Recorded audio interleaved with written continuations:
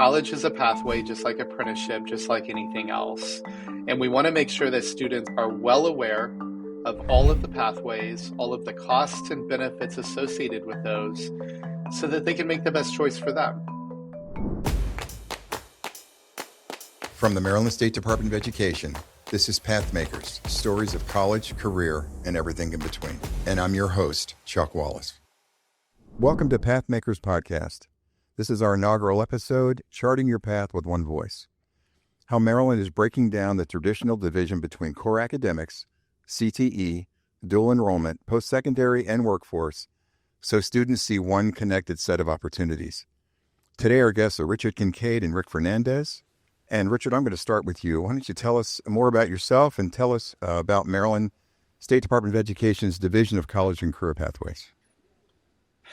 Yeah, thank you, Chuck, for inviting me today. I'm Richard Kincaid. I'm the Assistant State Superintendent for the Division of College and Career Pathways. And I like to refer to my division as the Swiss Army knife of MSDE because of all the different things that we impact and influence. We are responsible for a big chunk of Pillar 3 of the Blueprint for Maryland's Future, which includes a number of different pathway options for students, CTE being the most prominent, but also a new career-connected learning system that we're rolling out, which will provide opportunities for students to get connected up to work, advanced academics, which includes AP and IB programs, the digital learning experience, which includes online coursework across the state, and all of these different programs are aimed at preparing all of our students in Maryland for current and future workforce needs across our state.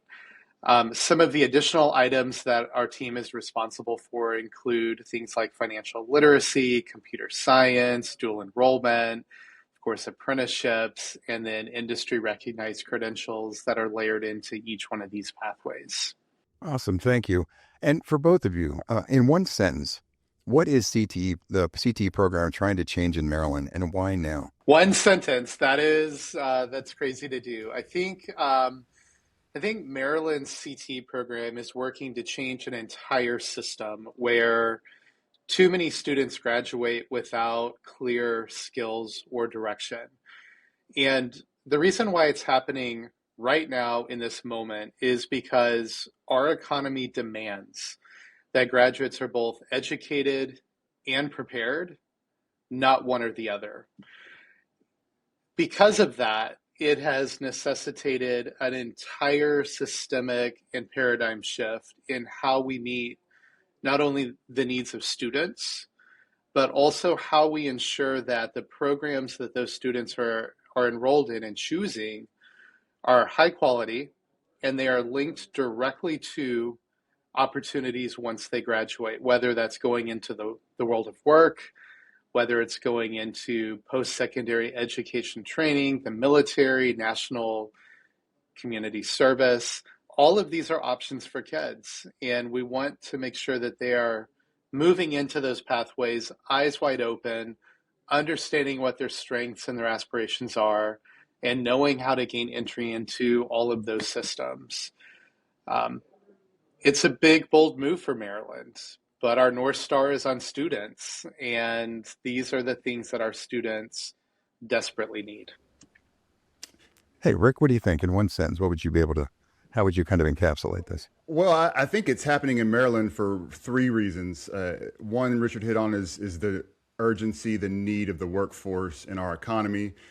You've also dedicated the resources to make this type of initiative happen. And lastly, you have the people in place, the expertise in the team to get it done. And so my interest is to learn what y'all are doing, how y'all are going about the process, how you're thinking about it. Because as a former superintendent in Texas, I've been wanting to do something like this for quite some time, and we've just not gotten there. So I'm more fired up than y'all because I get to see this in action and watch this team work. So it's a pleasure to be here, but I think that's why it's getting done. Those three reasons. Awesome. Thanks. Richard, take us to a critical mass moment. What happened in the world that made this shift so urgent? So part of it is the need for reform, and part of it is also a new vision that was set by the state of Maryland. So let me begin there. Back in 2018, the Blueprint for Maryland's Future laid out a transformational roadmap for how education needed to be modernized intentionally in order to make sure that students are on track for graduation, that they've acquired basic literacy and math proficiency, but also have pathways that they can intentionally enroll into that lead to something of value. And because of that blueprint for Maryland's future, it's caused us as a state agency, and more specifically within my division, to rethink about how we engage with employers, how we pitch the ideas of what the world of work looks like to students and families, and then that entire middle sort of messy space where students have to start here to get there, all of the layered support that we are providing to them, to make sure that they're ready on day one to move into entry level positions that set them up for an entire life of wage earning potential, right? The second piece of that is we were ripe for a system redesign in this state. So part of this began when I started in my role almost 3 years ago, when I sort of took stock of the entire system of CTE across the state. I couldn't see a clear line between classroom to career in many of our programs. That disconnect had been present for quite some time. But also when we think about the outcomes of students across our state, it seemed to be disparate between one classroom that was next door to another, potentially teaching the very same course, but potentially with very different outcomes. And when you look at that at a campus level and see those disparities, you look at a school system level and see even broader disparities. And then you look at the entire state and recognize that there's not a system that is leading students to the next thing. It really created some pause that a system needed to be developed. And so over the course of the past couple of years, we've created course level standards. We've created a system around career connected learning and put guardrails in place so that when we say internship or youth apprenticeship or registered apprenticeship, we know what each one of those things are. We've put guardrails around them so that your experience in Washington County is the same experience in Montgomery County, is the same experience in Talbot County. And we have then intentionally connected those things to employers so that as students are moving through this redesigned system, it aligns cleanly to what employers need around our state. Both of those things happened in tandem with one another. It's like the stars have aligned, right? Because we now have a systems approach that's connected to industry. We have the political will to make these things happen at a policy level. We have funding through the blueprint to help shore up some of our equity gaps and to use funding to prioritize state need. And honestly, we have some of the smartest people that I've ever worked with in my entire career collected into one state around all of those aligned stars to make the work happen. It's not to say it's not hard. It's the hardest work I've ever done. But the right ingredients are in place to make sure that as we are doing the work, we don't run into a lot of the same barriers that other states might, because those stars haven't aligned maybe for them quite yet. Awesome. Rick, you've been a champion of CTE for a lot of years. What made you say yes to being involved, and what value can you bring to the work in Maryland? Well, I hope I can bring a lot of value, but my interest is, like Richard said, y'all's team. And, I respect Richard a lot in the way his mind works and his methodical process, number one. So the fact that he's saying that he's working with some of the brightest people that he's ever worked with is very much of interest to me. So one thing I do well, if that makes any sense, is I find the smartest and the brightest and I go try to learn from them. And I have no ego about it. I think that Texas, we have all the stars aligned. We don't have the minds aligned. Like we've got the infrastructure, we have the resources in terms of our economy strength. And for me, I think with all the political turmoil that goes on in our country, for public school, I believe that CTE is a way that everybody can win, right? For no matter what side of the aisle you're on, whether you're public school, private school, charter school, it doesn't matter. What matters is we give kids options. We give kids opportunities. And because y'all are on this track, I want to learn. I want to help wherever I can. And if there's people or places or anything, any resources I can bring to the mix to add value to you guys, that's what I want to do.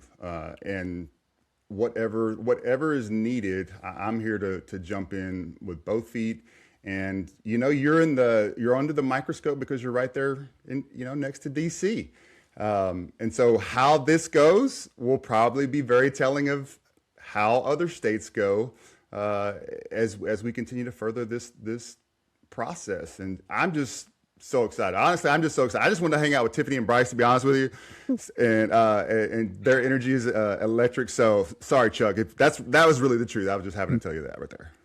Hey, no, you're good. And I can't underscore enough. So I've known Rick for 12 years. Yep. Ish, about that. So we first met in Texas, and Rick has worked for a number of school systems. He's worked, in the CTE space, like he's worked in the innovation space. I think where we got to work most closely together was with our mutual friend there in Tomball ISD in the Houston area. And so, really enjoyed just learning from Rick a lot of the similar innovative practices, looking at things from a systems level and understanding what is a legitimate brick wall and what are just challenges that require you to think a little bit differently to get around, right? And oftentimes I think in this space, when we're thinking about like, how do we innovate? Like, how do we think differently? A lot of times it's recognizing that sometimes what we are viewing as a brick wall isn't as high or insurmountable as we think it is, right? The structures make us feel like it's something we can't overcome. But when you bring a different way of thinking, when you start engaging partners with other skills and knowledge, when you get other eyes onto it, when you collaborate, some of these brick walls really just sort of turn into speed bumps, right? And I've always enjoyed sort of watching Rick in his career because that's sort of the approach and the mindset that he brings to this as well. So certainly some of the skills that we're having to tap into here in Maryland, and certainly some things we can learn from Rick as well in that sort of work he's done in Texas. And gentlemen, let me pose this because this is one other piece of urgency. I feel like with artificial intelligence, right, and I would do a lot of work in that space, we can no longer afford to kind of lag behind industry for our students because it's changing so quickly. The jobs are changing so quickly.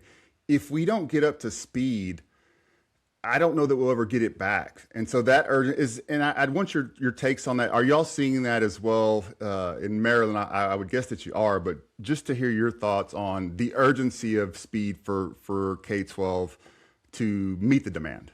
I'll be real honest. I go sort of back and forth on this whole notion of us having to replicate the speed of AI's adoption when we think about what this looks like operationalized in a classroom, right? And I think at the end of the day, what it requires us to do is think a little bit differently about the skills that we're providing to students, right?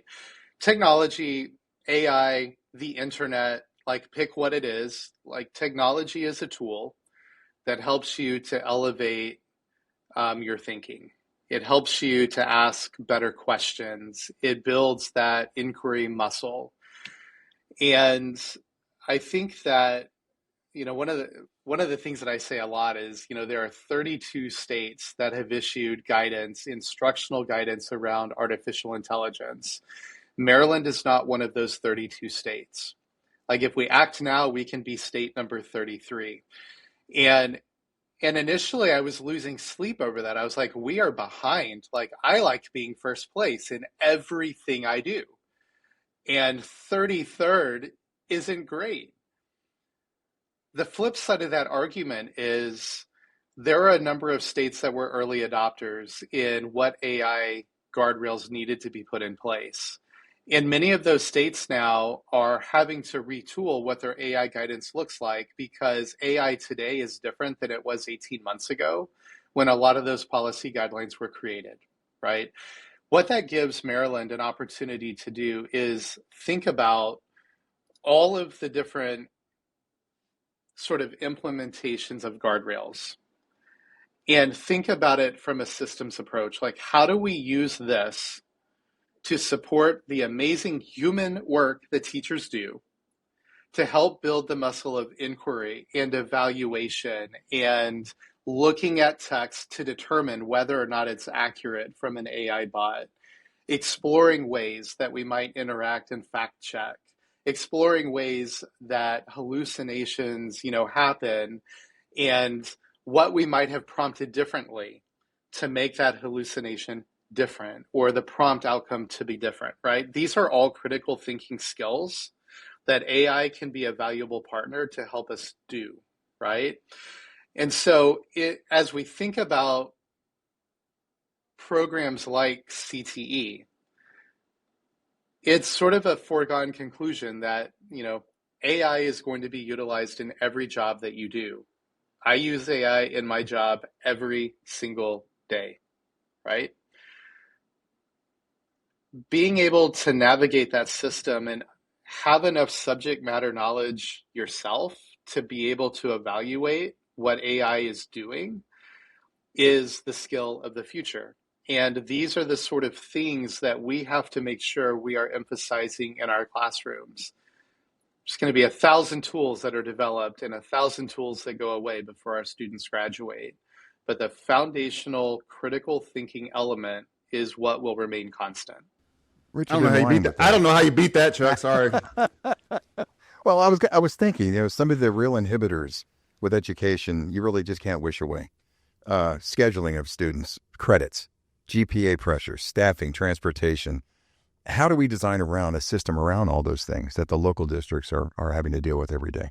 Yeah, I mean, that's a huge issue for us in Texas of the cannibalization of our own quote unquote higher level AP, IB type of coursework, right? Which our generation, I know Chuck, you're the youngest of us here, our generation, it was indoctrinated that college is the only way, right? And I find myself, even though I try not to, because I know that this is no longer the case, where it's a way, not the only way, but that has been our belief. So all the parents that are our age are still kind of indoctrinating their students. And without the understanding that CTE has changed so drastically from the time I was in a class to what kids are participating in now, it's not even the same atmosphere. And we have not done a great job of messaging, branding, showcasing, and then level setting with our GPA games. And so you take all of that together, and it's been a slow trickle of growth for our CTE programs here in Texas, where it should really just be the opposite. I mean, we should be on fire, and industry should be pushing us so, intensely to, you guys got to get up to speed. Here's what we're using. Here's how we're training. Here's what we're doing. Let's work together. And that's kind of my sense of it. So there's just kind of a mindset barrier. It's a mindset barrier and a systemic way we've always done things situation in a lot of cases. Now, there are districts that are definitely not that mold and are really breaking through and doing some different things. Richard mentioned Tomball, one of the best and the brightest, I would say, in the country at doing that. Channelview is another district in Texas that are above and beyond. But on the norm, it's still a struggle to some degree. I think in a lot of ways, you have to recenter the work, right? Like, why are we here? Like, why do we do this business of education, right?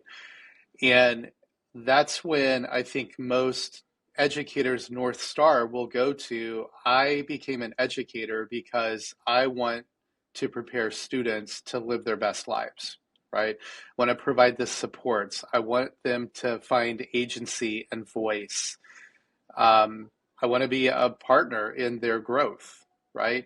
Nowhere in those statements will you hear, I became an educator because I really enjoy rigid scheduling and I really value a GPA over a student's growth. And one of my favorite things to do is to prepare students for a test, right? And so I chose this profession, right? And so I think we have to periodically circle back to the North Star of why we're here. And when we do that, it gives us the freedom to look at systems and evaluate them to determine if the systems we have created over time continue to have students as the North Star, right? And this was the central component of the work that we did in our CT redesign. What is it that students need to be exposed to? What opportunities do they need to have?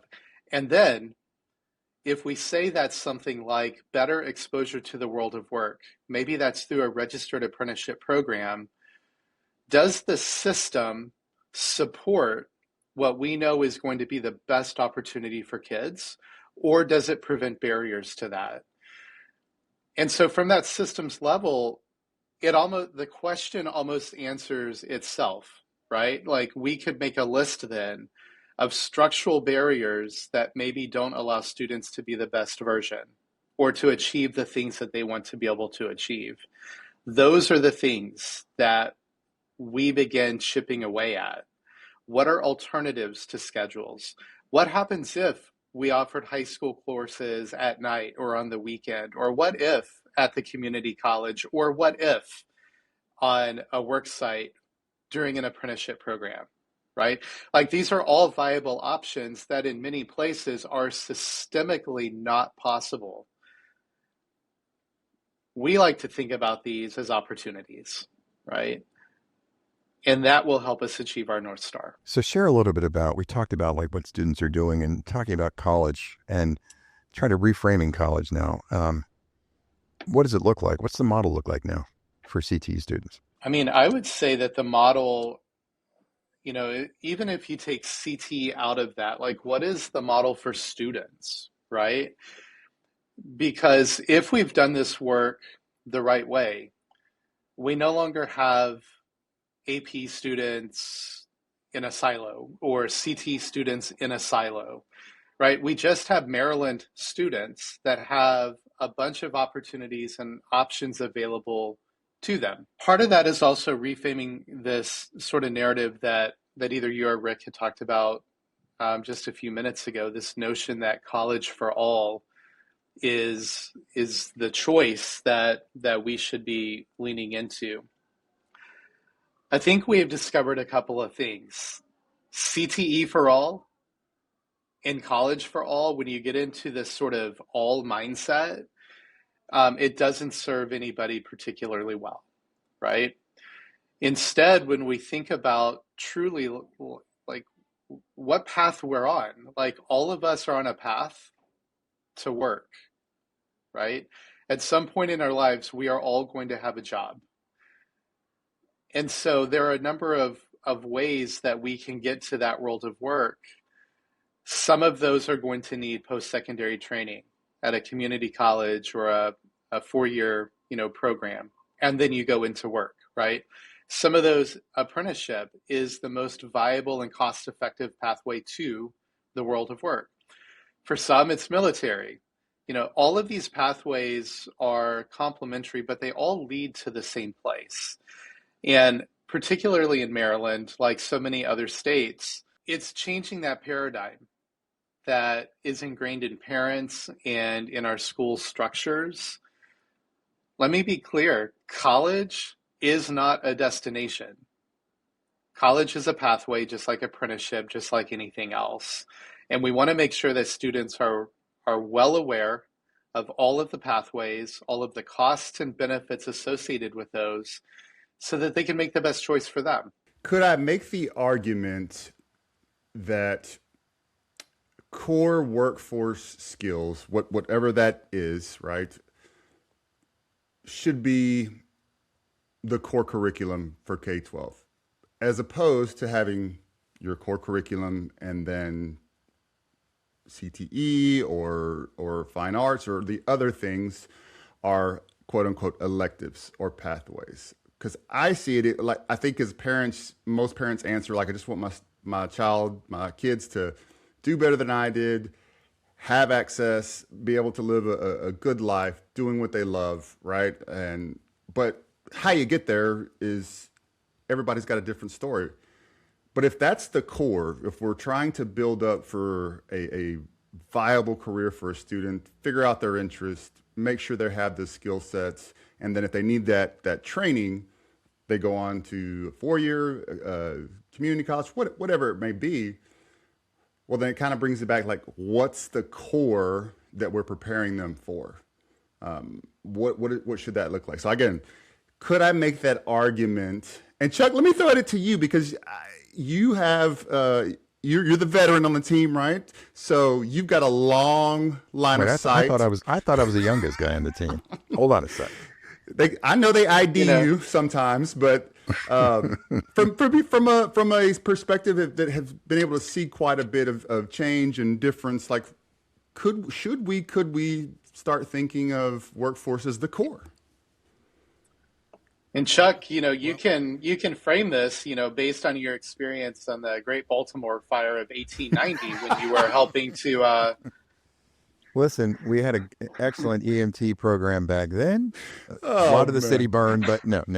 Listen, it was a nice segue though, because I was thinking about how important our business and industry partners are in this journey. We talk a lot about what these students are going to do next. So, big challenge that a lot of our education partners have is working with those career folks, right? These partnerships many times can fall apart. So what would you guys recommend that school districts can do so that industry can say yes and they can be productive and successful, spend their money and resources on our kids? Rick, throw it to you first, and Richard, you come and help him out. I mean, I think it's pretty simple, and I know Richard and I have talked about this in the past a little bit, but I think we have to look at what the ROI is for our business partners. And we're typically asking for things, time, money, resources from our business partners. But I think we need to start thinking about what are we providing them? What's their ROI? Why should we make it easier for them to engage? Because a lot of times we put up the barriers so that businesses can't engage, or it's too time consuming, cost consuming, like they can't do it because it's not worth their while. So my suggestion would be, let's start looking at the ROI for our business partners, particularly the prospective ones, right? That's my take. Yeah, no, and I think that's the right approach. I'm going to amend it just a little bit. So when I think about ROI, you can certainly quantify the value of, let's say, an apprenticeship program, right? So the cost of acquiring a new employee is somewhat high. You have to interview, you have to post it, you have to train new folks. Like, you have all of this front-loaded expense when you're filling a position. An apprenticeship program allows you to bring a student into an industry, provide them the training while they are making a great wage, right? And you are bringing them into an entire field of work, right? It's a different way of staffing. It's a different way of building a pipeline. It's a way that you can show, by most every measure, that your onboarding costs are typically going to be lower, particularly because those students that move into advanced years of an apprenticeship are likely to stay with that employer for an extended amount of time, right? You build that loyalty. Return on investment is high. Typically, I think about return on investment in terms of dollars. I would say that when we're talking about 16, 17, and 18-year-olds and offering CTE programming, internships, registered apprenticeships to these kids, it really is more of a value proposition, I think, for businesses. Like the value proposition is I am in the state of Maryland. I do business in the state of Maryland. I have locations in the state of Maryland. I'm a taxpayer as a business. I have like these employees are my neighbors in the state of Maryland. And so as a company, what I want to be able to do is invest my time and my values and my money to mentor students, to move them into the pipeline. And whether they come and work with my company or not, I'm building a set of knowledge and skills and practices with students that are going to impact the overall state that I reside in, right?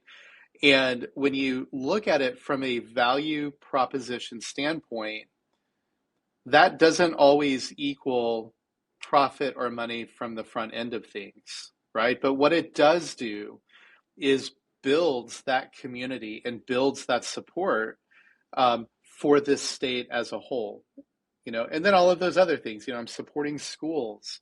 I'm offering opportunities for my employees to go and engage with students and teachers who are getting prepared to move into work. It can be really valuable when you look at it from that sense, right? And so I think it takes both of those things. And I don't know which one honestly is more important, maybe equally important.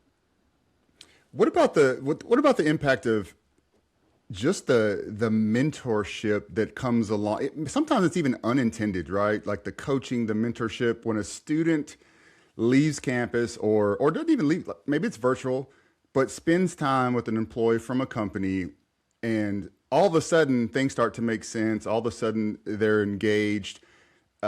I've seen that time and time again, and I don't think we highlight that as much because, I mean, let's face it. We were joking about this last time we spoke. There's not a kindergartner in the U.S. that's hey, I want to be an HVAC technician, right? That's not really how that happens. Unless his mom or dad is a technician, then Uncle, they're really good, man. Uncle, brother, but you're right. But that to me resonates as a coach, as a mentor, as somebody that's in a child's life that's showing them the ropes. And I think sometimes that ROI is very much understated, and how powerful that is for it not to come from your teacher. Like as a parent, your kids hear something that you've been saying for 10 years, and all of a sudden they hear it from somebody else, like, oh, I think I'm gonna do that. Well, yeah, a little bit of that effect as well. But just y'all's take on the power of the coaching and mentorship. I mean, it's absolutely powerful. It's the entryway into life, right? And I love that you mentioned a kindergartner, because in the state of Maryland, we believe that building a career identity starts early in a child's life. And, while a kindergartner may not say, I want to be a plumber in kindergarten, what they're likely to say is, I want to be a police officer, I want to be a firefighter, I want to be an NFL football player, right? And it's unpacking some of those things. Well, firefighters and police, you have a spirit about you. You want to help people. Like, let's talk about how we can build in service learning. Let's talk about how we can talk about some other ways that, that can look. It's also very early on connecting students with folks that look like them from their communities in different jobs. And Chuck just hit on this, and it's such an important point. You can't dream about it if you don't know that it exists. And early on, making sure that students are exposed to a broad range of careers, a broad range of people and caring adults, so that they can begin seeing what careers look like. and why literacy and math are so foundational to all of the work that we do, and how people who look and sound like them and are from the same neighborhoods and communities and churches as them can share how they got into the role that they have. And so it's that whole continuum, right? Where you start with career awareness and exploration into actually moving into career preparation. That's why we believe it begins in kindergarten and why it extends all the way through into graduation. 100%. So for a business or industry partner listening to this podcast, what kinds of action, what could they do in a short term, let's say the next 30 days?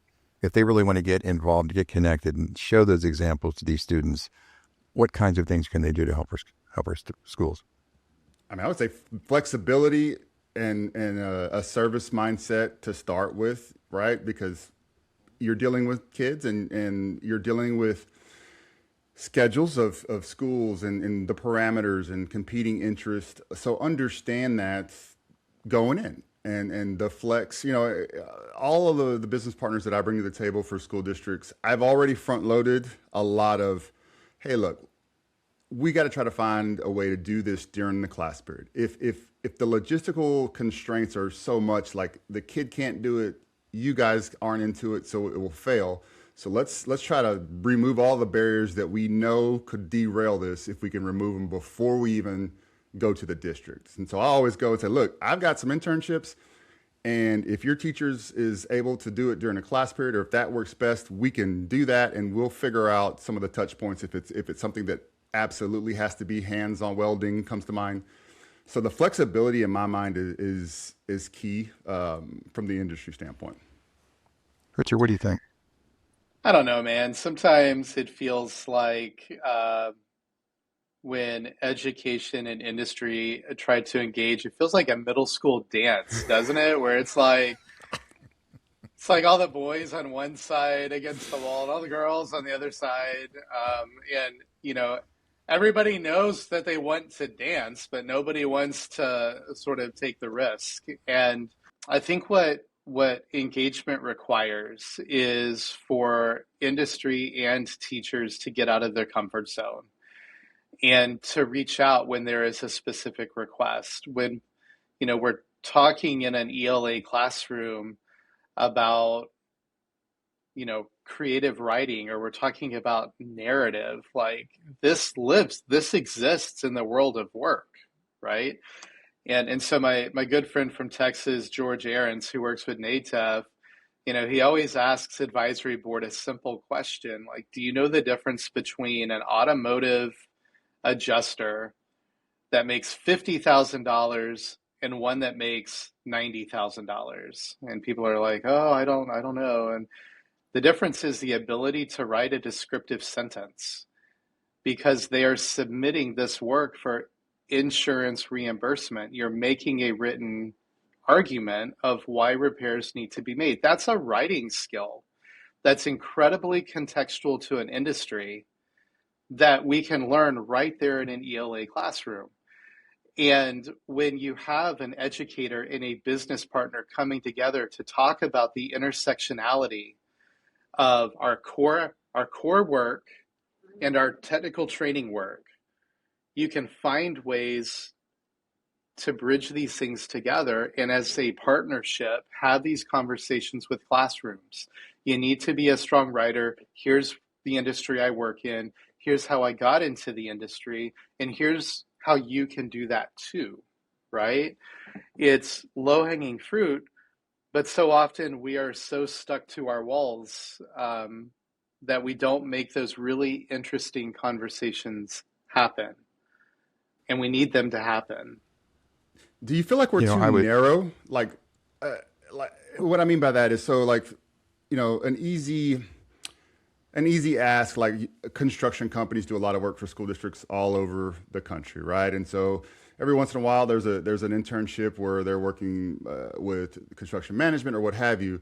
But within a construction company or an architectural company, they've got legal, they have marketing, they have finance, they have a variety of opportunities for students. Shouldn't we like get out of the like one for one type of mentality? Like, okay, well, if it's a construction company, it has to be construction man. Should we open that conversation up? That just thinking, globally No, and here. it's a great conversation, and so recently, Advanced CTE released 14 new career clusters. So reframing what what the career clusters are and how we name them, and many of those are what they're calling cross-cutting sectors.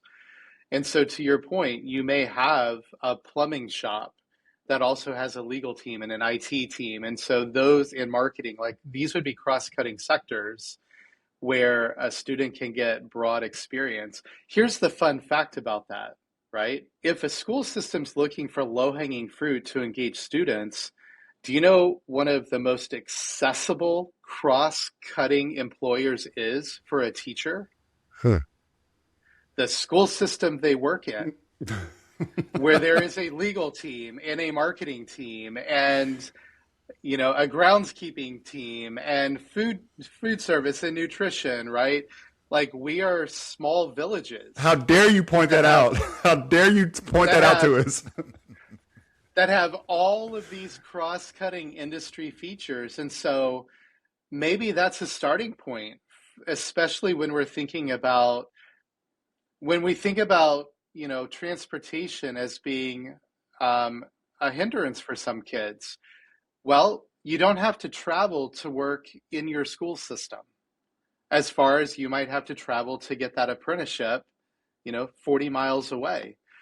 And so it's being strategic, but it's also recognizing that there are so many opportunities for kids if we're willing to rethink what it means to be employed or who the employer is, right? So you all talked about this, but what myths about CTE would you like to retire forever? Oh What kinds of gosh, things do we always hear over and over again? go, Richard, because And yeah. see this gray hair? It wasn't gray when I started, and I heard a lot then. Same things. I think my biggest pet peeve is when people talk about academic courses and CTE courses as if CTE were not also academics, right? I don't know about you, but I think that there's probably a lot of academic knowledge when you're thinking about how do I grind a rotor for a car, or what is the proper angle that I need to be making this incision on this, fake human that I'm showing nursing skills on. You know, when we think about all of the cross-cutting skills and knowledge that a student needs to have, everything we are doing here is academic. So I would posit that we have core subjects and career and technical education subjects, all of which are under the umbrella of academics. So I think you both touched on this before, but Richard, what equity guardrails are non-negotiable when you're talking about access for students so that they have access to expand these pathways we have, they have access, we are not tracking students. I know there's a lot of work in Maryland in this area. I've been pretty clear on the record that in Maryland, we believe all means all. And we have to ensure, if we are going to live up to that promise, we have to ensure that we are properly resourcing programs across our state so that no matter what zip code you are in, you have an engineering program that is equally as rigorous and well resourced as engineering programs in more affluent areas of our state. It also means that as we are guiding students, we don't get into this mindset that a student is maybe college bound versus a student is, well, just career bound, right?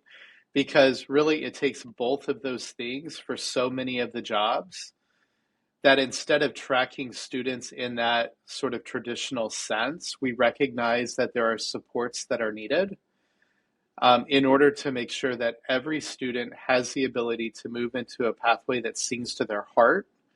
And we are not using our preconceived notions about who we as adults believe they are destined to become, that we don't let that cloud our judgment of providing them the most amazing opportunities that could literally be life-changing for them, right?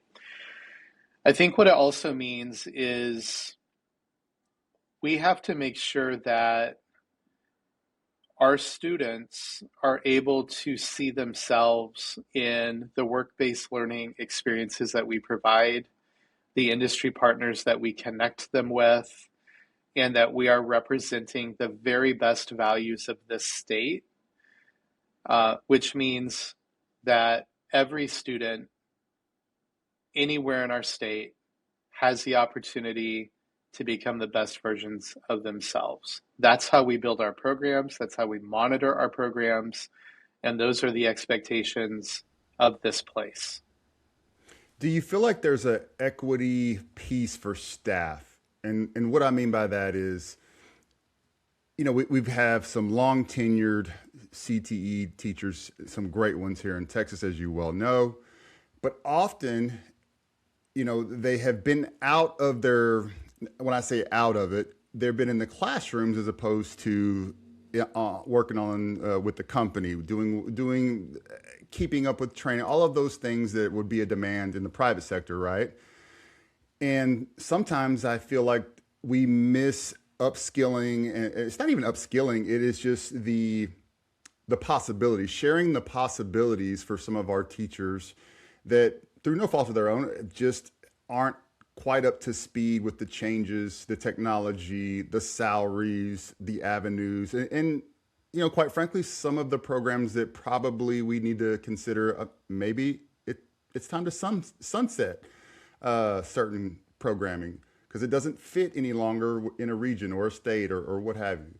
Is there an equity piece we need to think about? I think the one piece of that is important to address is first the teacher component. We recently launched this year an I Choose to Teach CTE campaign, which highlights the incredible value and benefit that we have in Maryland, where many of our CTE teachers have come directly from industry. It is phenomenal, the skill sets and the experience that these teachers bring to us, right? I also recognize, having been a teacher, that the more time you spend in a classroom away from the world of I don't want to say work, because some of the hardest work is teaching, right? Like away from industry, is sometimes industry evolves and changes and you don't see those things maybe quite as acutely because you are not directly centered there. So I want to address that two ways. First, the notion that teachers have time to do anything other than caring for their students is a hard sell, right? When we think about all of the things that we ask teachers to do, it's not a 9 to 5 job like many of us have. It really is sort of a 6:30 a.m. to a 9:30 at night job, and it typically goes well into the weekend when you think about all of the tasks that they have to accomplish, right?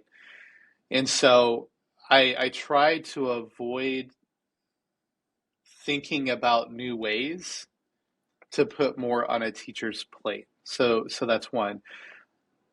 I am torn because I also recognize that some of the best professional development that perhaps a teacher could have is going and working in an externship, for example, with the industry that they are teaching classes of, right? So, you know, the solution here might be evaluating the professional learning that a teacher in CTE typically has on a campus and determining how much of that could actually be better used, that time could be better used by moving that teacher into an externship. You build business partnerships, you get deeply ingrained in what current industry practices and standards are, and then the value add of that back into your classroom is incredible for your kids, right? And so I think that the externship model is incredibly useful. I think it's something that is wildly underutilized in many states, including Maryland. It's a great way that we could connect classroom to workforce, but there are some systemic elements that we need to look at to make sure that teachers in our state are getting the best level of professional learning that's available to them without adding more things to their already ridiculously full plate. Yeah. So I want to thank our guests, Richard Kincaid and Rick Fernandez, to our inaugural episode of Pathmakers. In the future, we're going to be amplifying stories of transformation and innovation within the landscape of Maryland's college and career pathways. The podcast series, guided by the core values of belonging, innovation, career relevance, excellence, and collaboration, will serve as a platform for educators, students, and industry leaders to share insights and inspire a collective vision for the future of the workforce and post-secondary pathways for students in Maryland. Thank you both for being here, and we look forward to seeing you again. Guest views on Pathmakers are their own and do not necessarily reflect the official position of the Maryland State Department of Education.